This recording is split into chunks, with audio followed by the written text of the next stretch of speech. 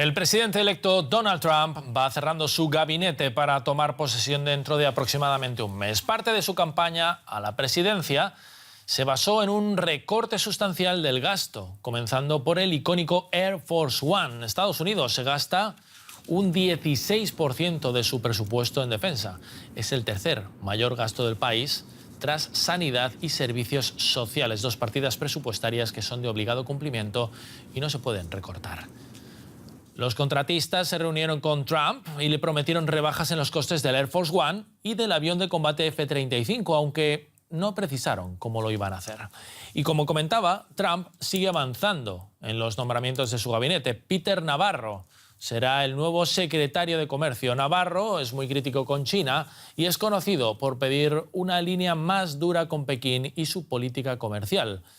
Mientras esto sucede, el gigante del comercio Alibaba vuelve a aparecer en la lista de lugares en los que se promueve la piratería y la falsificación. Desde la compañía se insinúan razones puramente políticas para esta inclusión. Alibaba había sido retirada de esta lista hace ya 4 años. Para hablar de los nombramientos de Donald Trump, vamos hasta Frankfurt del Meno. Ahí está Patricia Salas. Patricia, Trump ha fichado al multimillonario Carl Icahn para desmontar toda la parte de regulaciones que había montado Barack Obama. ¿De qué cifras estamos hablando cuando nos referimos al coste por las normativas? Bueno, pues ese coste de las normativas ha sido cuantificado por el mismo Icahn, el octogenario multimillonario, y dice que estaríamos hablando de 750.000 horas que se han perdido en papeleos, en fases administrativas, y también 1.000 millones de dólares. Dice Icahn que lo que hay que hacer es permitir que efectivamente los empresarios hagan lo que mejor saben hacer, que es crear empleos y por tanto apoyar a las comunidades. Se muestra bastante poco a favor del escenario de tasas bajas, de tasas de referencia bajas, porque dice que eso ha generado una enorme burbuja, y aunque siempre se ha mostrado muy en contra de la normativa, de hecho para eso ha sido contratado, para desmontar la normativa, sí que se ha mostrado bastante a favor de la famosa ley que se votó en el año 2010, la ley Dodd-Frank, que era precisamente para regular el sistema financiero. Ojo, porque dice Wall Street Journal que va a tener también un papel clave a la hora de determinar quién es el nuevo regulador de Estados Unidos, por las siglas en inglés SEC. Patricia, Donald Trump se está ganando una fama merecida de situar al zorro a cuidar el gallinero, desde un negacionista del cambio climático para dirigir la Agencia de Medio Ambiente a un economista anti-China para la Secretaría de Comercio. ¿Este nombramiento de Carl Icahn no tiene cierta colisión de intereses? Efectivamente, por ahí andan todos los análisis que están haciendo ahora mismo los expertos. Estamos hablando de una enorme colisión de intereses, porque efectivamente, aunque técnicamente no va a cometer ningún delito, porque no va a recibir ningún tipo de salario por su asesoría, evidentemente va a ser el que decida sobre la regulación del sistema financiero, un mundo en el que no solo se mueve como pez en el agua, sino que tiene numerosos intereses. De hecho, abandonó la famosa fiesta de la victoria de los republicanos precisamente para apostar 1.000 millones de dólares en contra de lo que estaba haciendo todo el mercado. Así que efectivamente muchísima colisión de intereses por parte de todos. Veremos en qué va quedando el asunto. Muy bien, muchas gracias, Patricia Salas.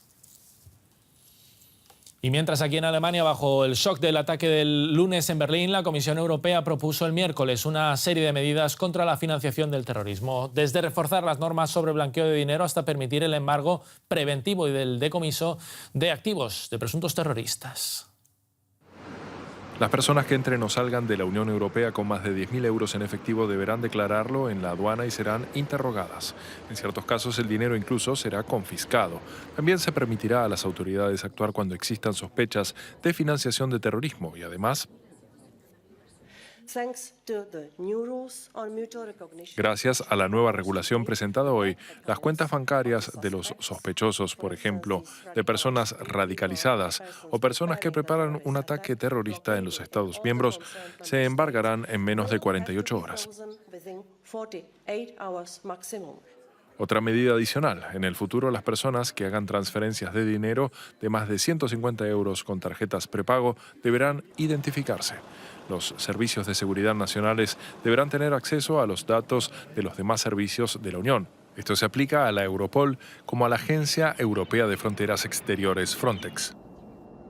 La propuesta de cambios en la legislación todavía debe ser aprobada por los Estados miembros y por el Parlamento Europeo.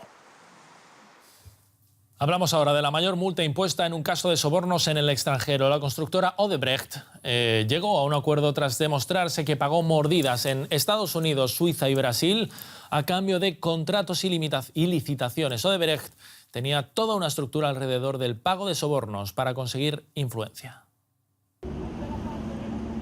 Odebrecht siempre se involucra en grandes proyectos.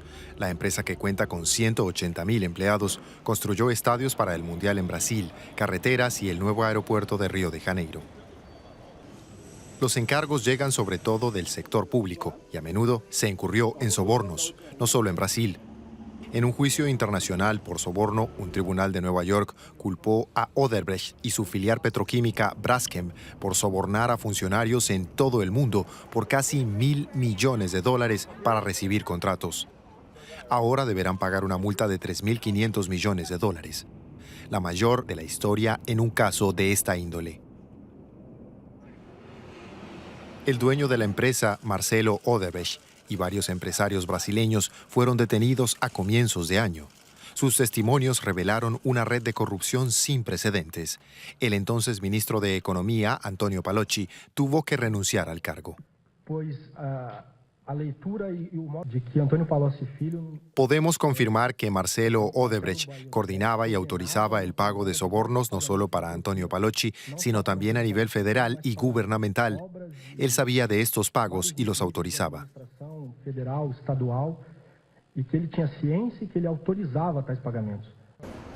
También la petrolera semiestatal brasileña Petrobras se ha visto involucrada en el escándalo de corrupción. Aquí, Odebrecht también habría pagado sobornos, incluso a partidos políticos, para recibir encargos. Estaremos de acuerdo en lo importante que es para un niño la educación, aunque en una época de revolución tecnológica esa educación puede llegar por muchos cauces, a veces no tan tradicionales. Rubin Lind tiene 17 años. Ha desarrollado una aplicación con la que los alumnos pueden aprender contenidos lectivos en su celular. Hace 4 semanas arrancó su empresa. Hoy, el estudiante participa en un video publicitario para animar a otros adolescentes a convertirse en emprendedores, algo más divertido que los largos trámites burocráticos que le costó obtener el permiso para crear su empresa. Uno intenta disimularlo, pero todo este papeleo y los requisitos oficiales te ponen muy nervioso. Hay mucha burocracia hasta que consigues fundar una empresa siendo menor de edad. Él mismo no puede firmar los contratos, aunque programó personalmente la aplicación. Pasó el temario de los libros al teléfono para aprender sobre la marcha. Pero cómo crear una empresa lo aprendió en la red, no en el colegio. Fundas la empresa en tu cabeza, porque a fin de cuentas no tienes dinero. Y hay que ver de forma realista qué tipo de sociedad creas, qué responsabilidad asumes y qué puedes fundar en realidad. Y eso no lo enseñan en la escuela. Gernot Zimmermann, de 19 años, es también emprendedor. Estudia ingeniería mecánica. En su propio taller perfecciona el prototipo de su guante. Está conectado a unas gafas de realidad virtual. Así, la fisioterapia para las lesiones en las manos puede combinarse con videojuegos. Hace un año creó su empresa y desde entonces no tiene tiempo para la universidad.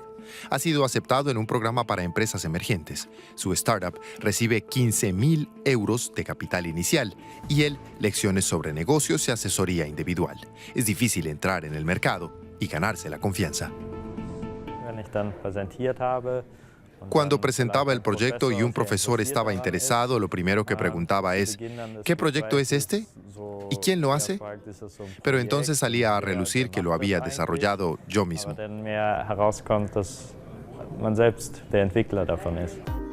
Rubin Lind ha invitado a un representante de la editorial Cornelsen. Puesto que no tiene oficina, la reunión es en un café. El emprendedor quiere que esta casa de libros de texto suministre los contenidos para su app, donde serán más accesibles para los jóvenes. ¿Por qué tengo que cargar un libro cuando puedo aprender en el celular para el próximo examen? El verano que viene terminará el bachillerato, pero el estudio puede esperar. Ahora, todo por la empresa. La conocida compañía de juguetes Lego es el vivo ejemplo de cómo el mundo está cambiando y de hacia dónde se dirige la automatización de la producción en las fábricas. Vamos a echar un vistazo.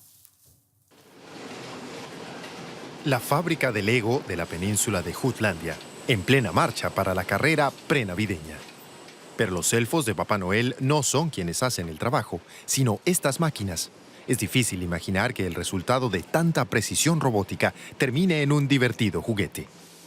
Aquí entra el factor humano. Morten Rauf es arquitecto, pero hace 4 años y medio decidió seguir su sueño para convertirse en diseñador de Lego.